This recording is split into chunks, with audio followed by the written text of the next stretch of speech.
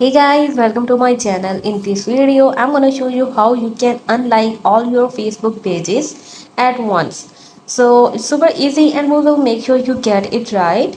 You will make sure you are logged in and using the latest version and make sure to watch the complete video carefully to avoid forgetting anything and making mistakes. So let's open up the Facebook app.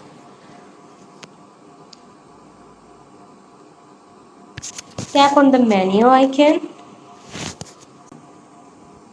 Scroll a little down and tap on see more. Here you can see pages. Tap on it. Now tap on liked pages at the very top, and here you can see I follow my own page. To remove this tag, I just have to tap that liked again, and you can see this page is unliked now. So guys, there is no other way to select all of the pages at once and to unlike them. So if you want to unlike your pages, so you have to just tap on that liked icon, and this is how you can remove your likes.